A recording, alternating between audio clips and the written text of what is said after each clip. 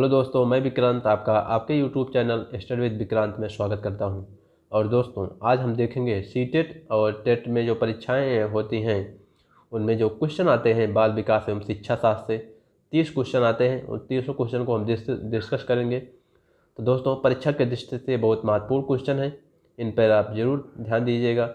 सभी क्वेश्चन जो परीक्षाओं में आए हैं उनमें हम डिस्कस करेंगे। तो शुरू करते हैं। पहला क्वेश्चन है, छात्र केंद्रित शिक्षा शास्त्र की क्या विशेषता है? छात्र केंद्रित शिक्षा शास्त्र की क्या विशेषता है? तो इसमें ए ऑप्शन है, यंत्रवत याद करना चाहिए, योग्यता के आधार पर विद्यार्थियों को नामांकित करना तथा वर्गीकरण करना, केवल पाठ्य पुस्तकों पर निर्भर होना चाहिए, बच्चों के अनुभवों को प्रमुखता देना चाहिए।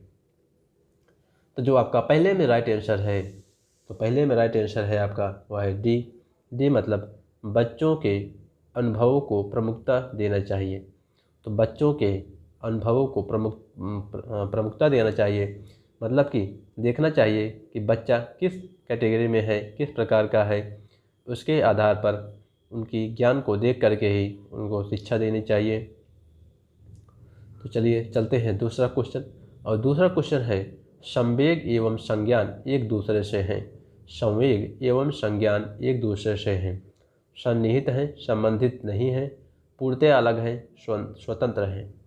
तो दूसरे में आपका जो राइट आंसर है वह ए मतलब संज्ञान और संवेग एक दूसरे से सन्निहित हैं। तो संवेग और संज्ञान एक दूसरे से सन्निहित है। तीसरा क्वेश्चन है, सर्वनावादों ढांचों में अधिगम प्राथमिक रूप से क्या है? अनुबंध द्वारा अर्जित है, अवबोधन की प्रक्रिया पर केंद्रित है, यंत्रवत याद करने पर आधारित है, प्रबलन पर केंद्रित है। तो संरचनावाद ढांचे में अधिगम प्राथमिक रूप से है वह है अवबोधन की प्रक्रिया पर। तो अवबोधन की प्रक्रिया पर केंद्रित है संरचनावाद ढांचे में अधिगम। तो इसलिए बी आपका इसमें सही आंसर है। तो चौथा है, अनेक घटनाओं के बारे में बच्चों के द्वारा बनाए गए सहानुभूत सिद्धांत के संदर्भ में एक शिक्षिका को क्या करना चाहिए? फिर से क्वेश्चन पढ़ देते हैं आपको। अनेक घटनाओं के बारे में बच्चों के द्वारा बनाए गए सहजनभूत सिद्धांत के संदर्भ में एक शिक्षिका को क्या करना चाहिए? बार बार याद करने के द्वारा एक सही सिद्धांत से बदल देना चाहिए। दोस्तों, हिंदी थोड़ी सी इसमें टाइपिंग गलती होती है, क्योंकि वर्ड सिद्धांत कैसा लिखना चाहिए हमने सिद्धांत गलत लिखा है, तो टाइपिंग में दिक्कत होती है मोबाइल से करने में, इसीलिए मैनेज करिएगा। सिद्धांत ऐसे लिखा जाता है, हमने यहाँ पर थोड़ा सा गलत लिखा है। वर्ड ढूंढने में परेशानी होती है मोबाइल से, इसलिए दिक्कत होती है। बार बार याद करने के द्वारा एक सही सिद्धांत से बदल देना चाहिए। प्रतिकूल प्रमाण एवं उदाहरणों को प्रस्तुत करके बच्चों के इन सिद्धांतों को चुनौती देना चाहिए। तीसरा है, बच्चों के इन सिद्धांतों को अनदेखा करना चाहिए। और इसमें चौथा है, बच्चों को दंडित करना चाहिए। तो चौथे में आपका जो राइट आंसर था वह है बी मतलब प्रतिकूल प्रमाण एवं उदाहरणों को प्रस्तुत करके बच्चों के इन सिद्धांतों को चुनौती देनी चाहिए।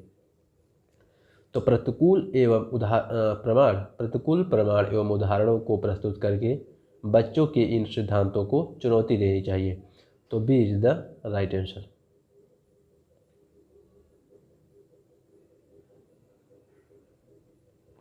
आते हैं नेक्स्ट क्वेश्चन। पांचवा है, तत्वों को अधिगम गतिविधियों में भागीदारी करने के लिए लगातार पुरस्कार देना एवं दंड का प्रयोग करने से क्या प्रभाव पड़ता है? तो पांचवा क्वेश्चन है, रिपीट करते हैं। तत्वों को अधिगम गतिविधियों में भागीदारी करने के लिए लगातार पुरस्कार देना एवं दंड का प्रयोग करने से क्या प्रभाव पड़ता है? यह बच्चों को प्रदर्शन आधारित लक्ष्यों के बजाय निपुणता पर ध्यान देने के लिए प्रोत्साहित करेगा। इसमें ए में ऐड है। तो बच्चों को यहाँ पर एक कूट है, ए विकल्प है, यह बच्चों को प्रदर्शन आधारित लक्ष्यों के बजाय निपुणता पर ध्यान देने के लिए प्रोत्साहित करेगा। और इसमें बी है अधिगम में बच्चों को स्वाभाविक अभिरुचि तथा जिज्ञासा कम होती है।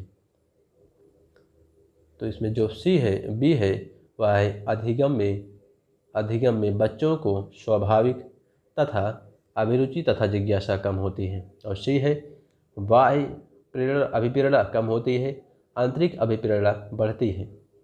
तो जो पांचवें में आपका राइट आंसर है वह है बी मतलब अधिगम में बच्चों को स्वाभाविक अभिरुचि तथा जिज्ञासा कम होती है। अधिगम में बच्चों की स्वाभाविक अभिरुचि तथा जिज्ञासा कम होती है, इसलिए आपका बी आंसर सही है। नेक्स्ट क्वेश्चन आते हैं।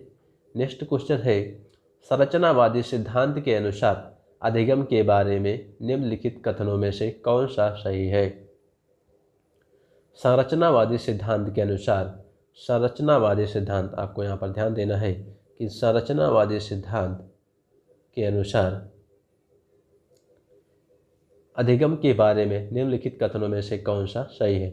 अधिगम आवृत्ति संबंध के द्वारा व्यवहारों का अनुरोध है। अधिगम सक्रिय नियोजन के द्वारा ज्ञान की संरचना की प्रक्रिया है। सी है अधिगम पुनरुत्पादन एवं स्मरण की प्रक्रिया है। डी है अधिगम यंत्रवत याद करने की प्रक्रिया है। तो यहाँ पर जो क्वेश्चन पूछा गया था संरचनावादी सिद्धांत के अनुसार अधिगम के बारे में कौन सा कथन सही है, तो जो इसमें आपका राइट आंसर है वह है सी अधिगम सक्रिय नियोजन के द्वारा ज्ञान को संरचना की प्रक्रिया है, तो B is the right answer. सातवां क्वेश्चन है विद्यार्थियों को स्पष्ट उदाहरण एवं गैर उदाहरण देने के क्या परिणाम हैं। विद्यार्थियों को स्पष्ट उदाहरण एवं गैर उदाहरण देने के क्या परिणाम हैं। यह अवधारणाओं की समझ में अभाव पैदा करता है। और बी है अवधारणात्मक समझ के बजाय कार्यविधिक प्रक्रियात्मक ज्ञान पर ध्यान केंद्रित करता है। सी है अवधारणात्मक परिवर्तन को प्रोत्साहित करने के लिए यह एक प्रभावशाली तरीका है। और उसमें डी है यह विद्यार्थियों के दिमाग में भ्रांतियाँ उत्पन्न करती हैं, मतलब कन्फ्यूजन उत्पन्न करती है। यह विद्यार्थियों के दिमाग में भ्रांतियाँ उत्पन्न करते हैं। यहाँ पर हमने गलत लिखा है, यहाँ पर आप भ्रांतियाँ बना दीजिएगा, कन्फ्यूजन। तो जो आपका इसमें राइट आंसर है वह है सी मतलब है कि अवधारणात्मक परिवर्तनों को प्रोत्साहित करने के लिए एक प्रभावशाली तरीका है।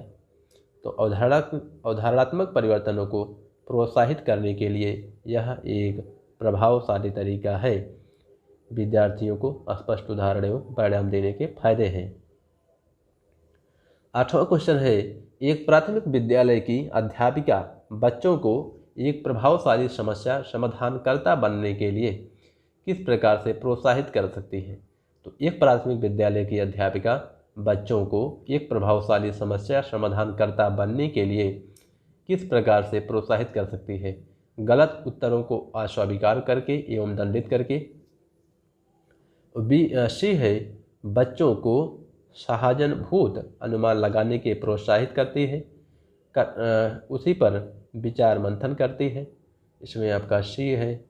और इसमें नेक्स्ट है प्रत्येक छोटे कार्य के लिए भौतिक पुरस्कार देकर। और डी है केवल होगा यहाँ पर केवल प्रक्रियात्मक ज्ञान पर बल आपको क्लियर कर देते हैं। ए है गलत उत्तरों को अस्वीकार करके। इसमें ए है गलत उत्तरों को अस्वीकार करके। और इसमें यहाँ पर हम बी बना लेते हैं, इसे बी बना लीजिएगा, यहाँ पर सी लिखा है बच्चों के सहानुभूत अनुमान लगाने के प्रोत्साहित करने, उस पर विचार करके। सी है प्रत्येक छोटे कार्य के लिए भौतिक पुरस्कार देकर। और डी है केवल प्रक्रियात्मक ज्ञान पर महत्व एवं बल दे करके। तो जो आपका इसमें राइट आंसर है वह है बी मतलब बच्चों के सहानुभूत अनुमान लगाने के लिए प्रोत्साहित करके, विचार मंथन करके। तो बी इसमें सही है, ऐसा आप बी बना लीजिएगा। और नेक्स्ट क्वेश्चन है नौवां है निम्नलिखित में से कौन सी प्रथाएं सार्थक अधिगम को बढ़ावा देती है। कौन सी प्रथाएं सार्थक अधिगम को बढ़ावा देती है।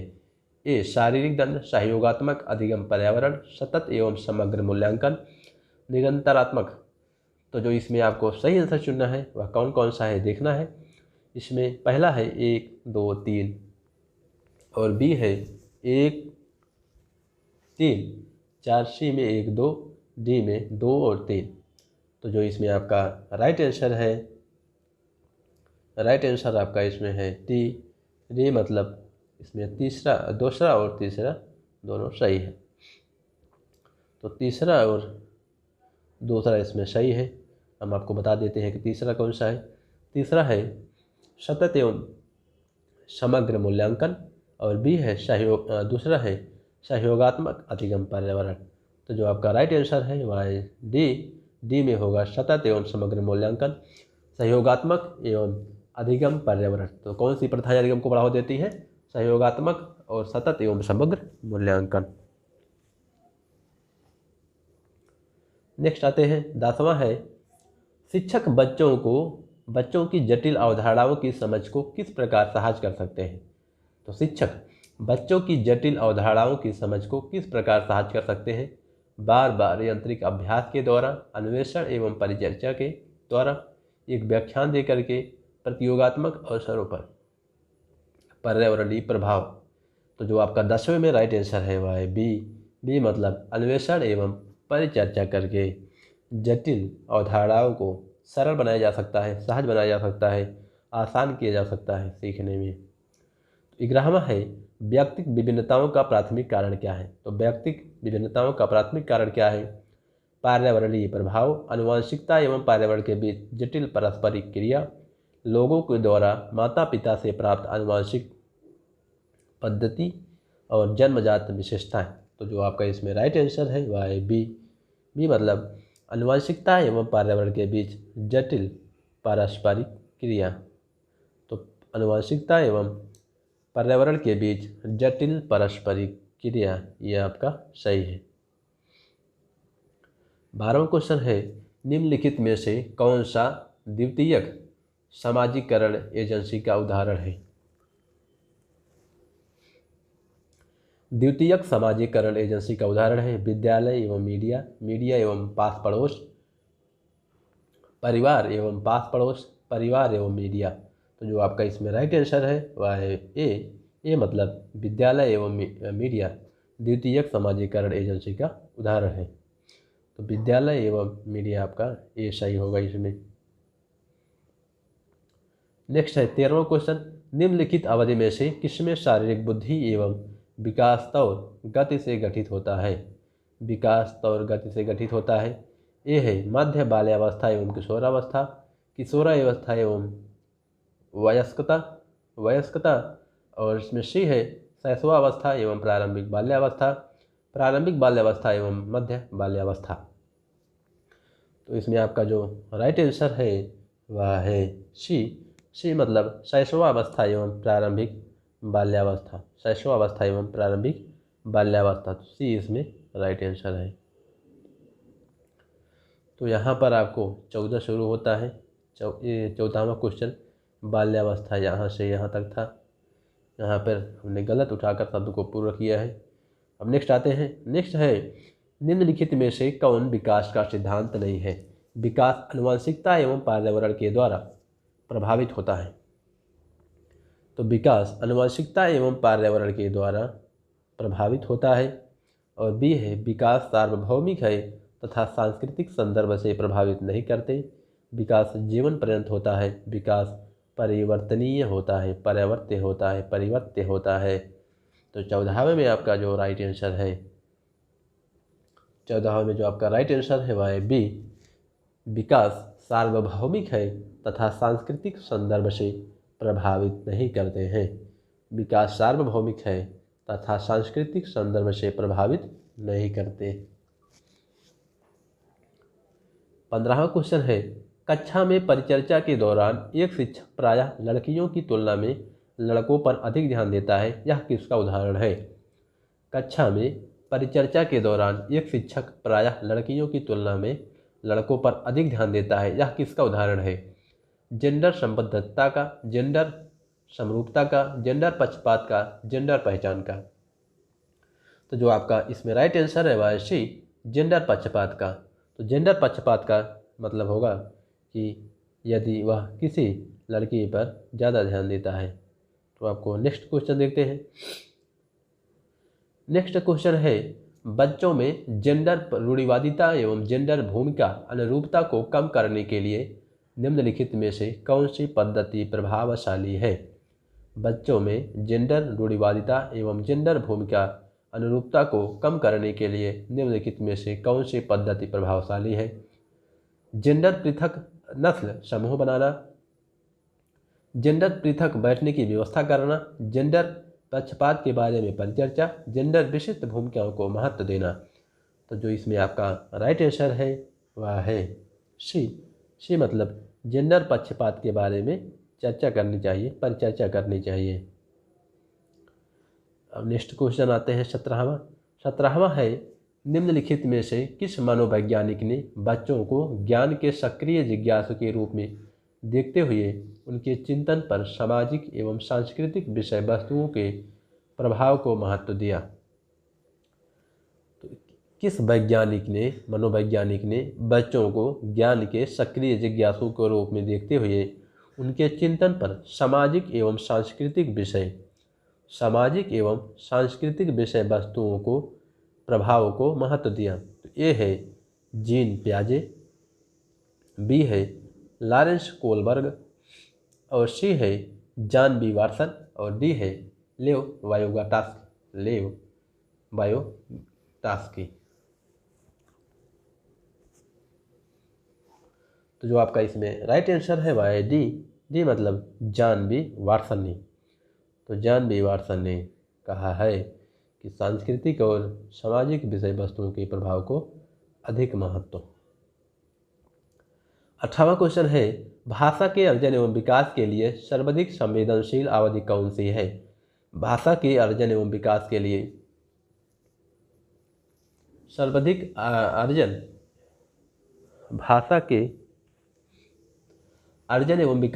सर्वाधिक संवेदनशील अवधि कौन सी है।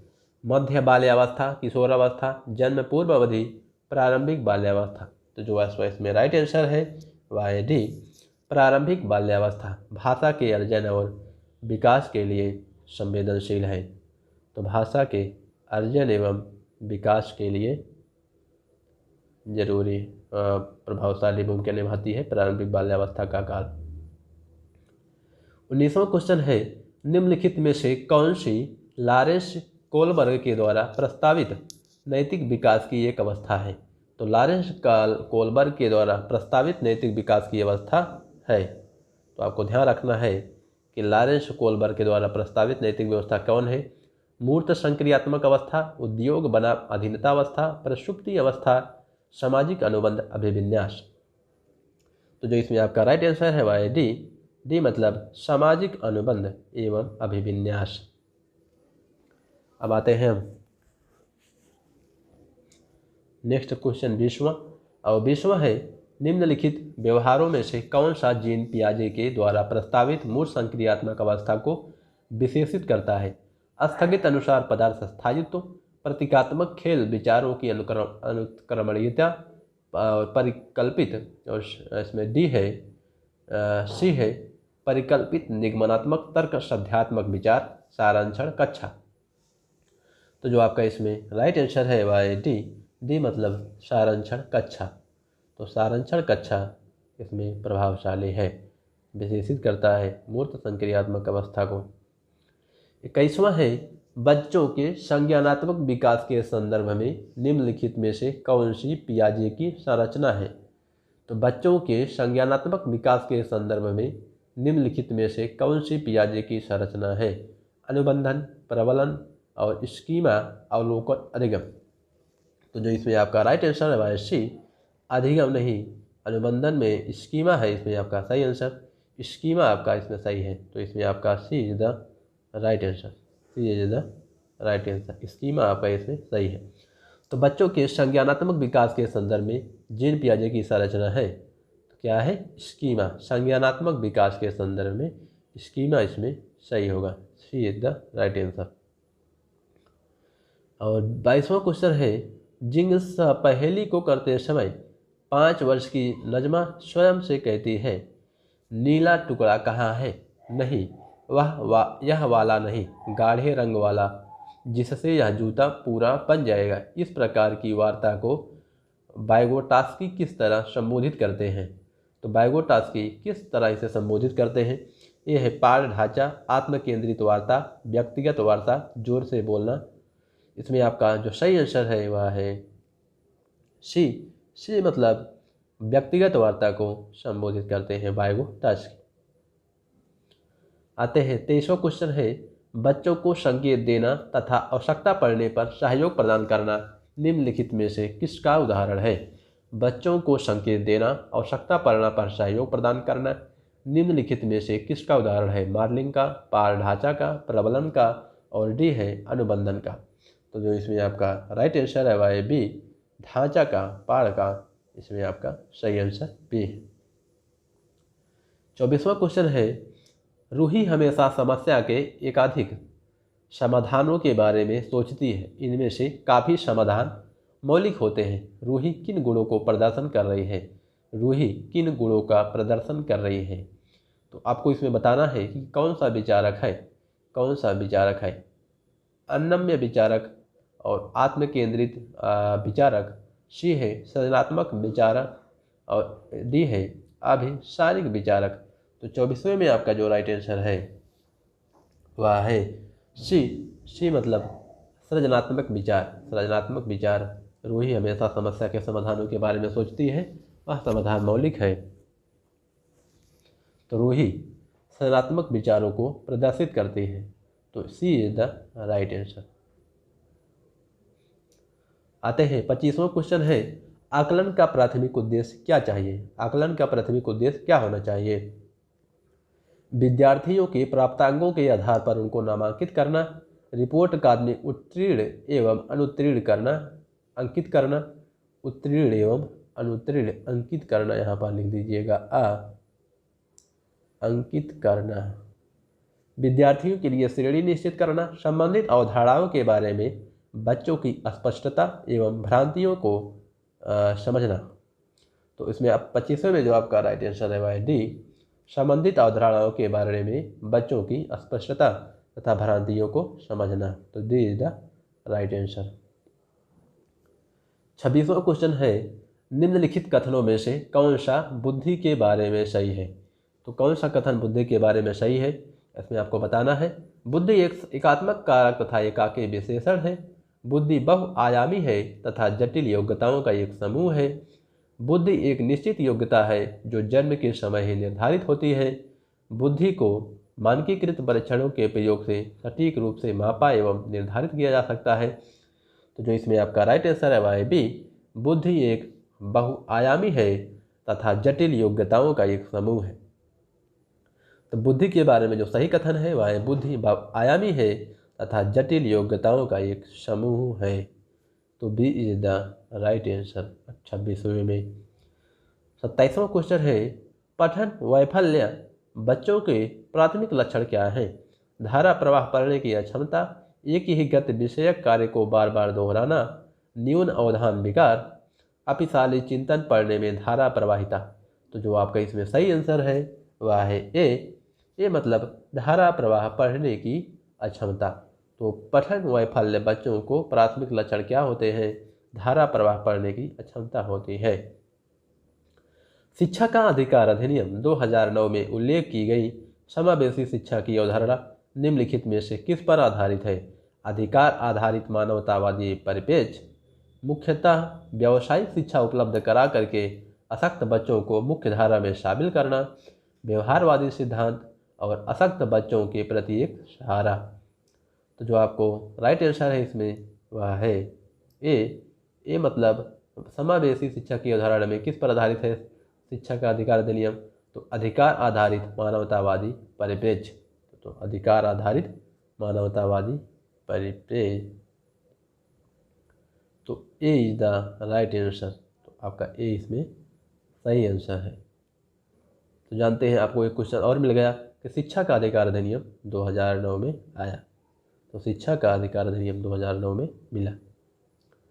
आते हैं 29वां है, अनुभूतिक अभिवृत्ति शिक्षण अधिगम प्रक्रिया में वंचित समूह से संबंधित विद्यार्थियों के द्वारा सहभागिता कम होने की स्थिति में एक शिक्षक को क्या करना चाहिए।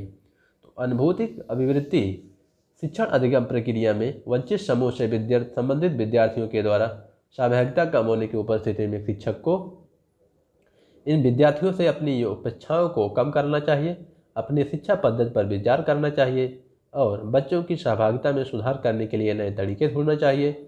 बच्चों को विद्यालय छोड़ने के लिए कहना चाहिए, इस स्थिति को जैसा है स्वीकार कर लेना चाहिए। तो इसमें आपको राइट आंसर बताना है। तो आपका इसमें राइट आंसर है वह भी अपनी शिक्षा पद्धति पर विचार करना चाहिए, अपनी शिक्षा पद्धति पर विचार करना चाहिए तथा बच्चों की सहभागिता में सुधार करने के लिए नए तरीके ढूंढने चाहिए। तो नए तरीके ढूंढने चाहिए, अपनी शिक्षण प्रक्रिया में उनको परिवर्तन करना चाहिए ताकि बच्चे अधिक से अधिक उपस्थित हो। लास्ट क्वेश्चन है, 30वां क्वेश्चन है, एक समावेशी कक्षा में एक शिक्षक को विशिष्ट शैक्षिक योजनाओं को सक्रिय रूप से तैयार करना चाहिए। बी है, तैयार करने के लिए हतोत्साहित करना चाहिए, होना चाहिए, तैयार नहीं करना चाहिए, कभी कभी तैयार करना चाहिए।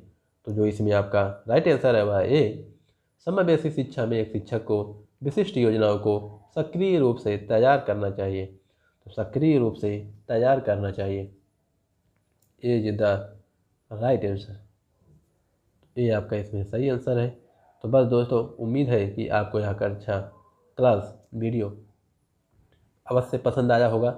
इस स्थिति में हम आपको पढ़ा रहे हैं, जुकाम होने के बावजूद भी, फीवर भी है, पर आपको हम पढ़ाने का प्रयास कर रहे हैं। अगर हमारा काम आपको पसंद आए तो हमारे चैनल को लाइक, सब्सक्राइब और शेयर करना मत भूलिएगा।